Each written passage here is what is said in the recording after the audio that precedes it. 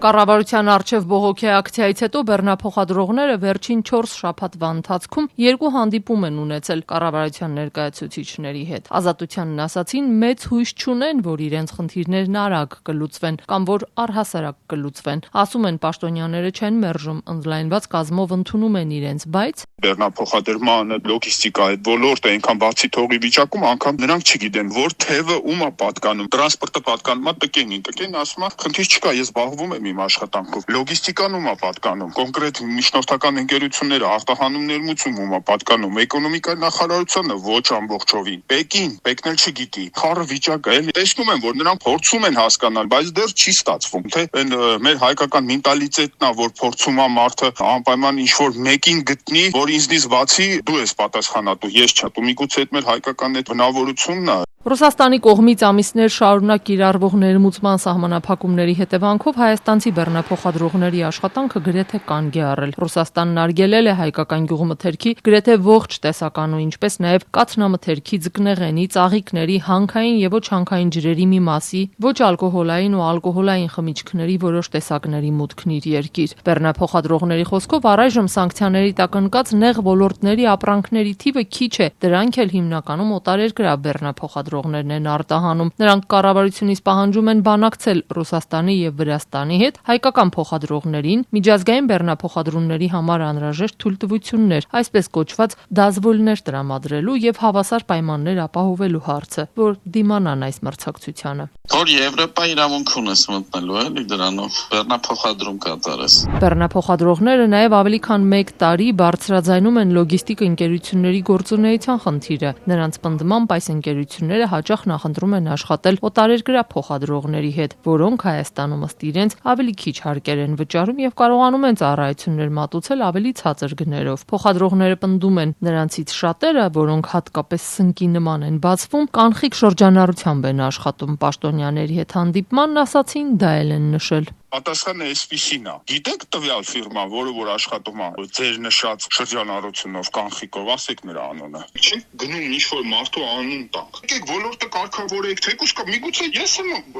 ստվերում աշխատում։ Պետության շահերն ենք մենք ուզում իրենց ցույց տանք, իրենք ասում են անուն տուր։ Մյուս խնդիրները բեռնատարների հնացած պարկն է։ Բեռնափոխադրողներն ասում են, մեքենաների մեծ մասը չեն կարող սպասարկել եվրոպական ուղղություններ, ակնկալում են, որ կառավարությունն աջակցի նոր բեռնատարների ձեռքբերմանը, օրինակ սուբսիդավորման միջոցով, սակայն այս դեպքում էլ բեռնափոխադրողները մտահոգված են, անգամ եթե դա լինի, ինչպես են նոր վարկերը վճարելու, քանի դեռ չեն մարել գործողները։ Իսկ եվրոպական ուղղությամբ աշխատելու համար ասում են նաև վիզաների խնդիր ունեն։ Վիզա ստանալն է ոնց որ դժվար է, հարցնել ոնց որ վերջնական իր լուծումը չունի։ Մարդը ստեղից պետք է գնա, այնտեղից պետք է հրավեր ունենա, բեռը որ տանի, դերից այդ ֆիրման պետք է հրավեր անի, ստեղից այդ վիզան տան, մի չի լինում էլ։ Էկոնոմիկայի նախարար Գևորգ Պապոյանը հուլիսին հրապարակած վիճակագրությամբ նշել էր, որ այս տարի հունվար-հունիսին նախորդ տարվա նույն ժամանակահատվածի համեմատ Հայաստանից արտահանումը Չինաստան աճել է 83.4%-ով, Հնդկաստան 81.3%-ով, իսկ Եվրամիություն 80%-ով, սակայն շուրջ 10 տարի բեռնափոխադրումներով զբաղվող մեր զրուցակիցը, որ չցանկացավ ներկայանալ, հարցնում է, սրանք ինչ թվեր են։ Կերասը վերցնում են, Վրաստանի կերասն ավելի թանկ է, քան որ մենք ենք տանում այնտեղ։ 2 լարիով տալիս են, ինչ կծախվի, մնացածներ փափում են։ Գալիս են ստեյցը սուբսիդավորումը վերցնում են, բոլորը չար եւ բախտավոր։ Արտահանման թվերը մեծանում են, տվյալներ էլ կա հայտնելու։ Ինչ է Իրանի արտահանումը։ Մի մեքենա գնացել է Ֆրանսիա, հայկական շենքի տակի խանութներում են դրել վաճառում։ Առավոտից իրիկուն էստի համեցեք են կանչում, որ հայ համայնքը գնա այդ Իրանը առնի։ Էդ է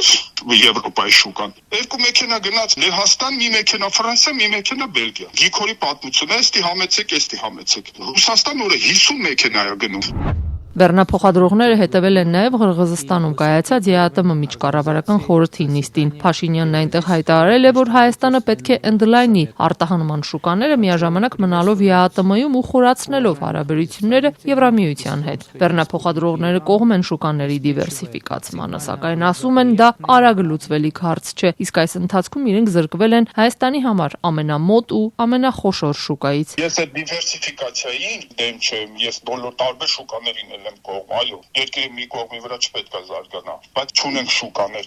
Բեռնափոխադրողներն ասում են, կառավարությունում իրենց խոստացել են, որ տարբեր նախարարությունների ներկայացուցիչների հետ նույն ընդլայնված կազմով հանդիպումները շարունակական կլինեն, բայց ես հասկացա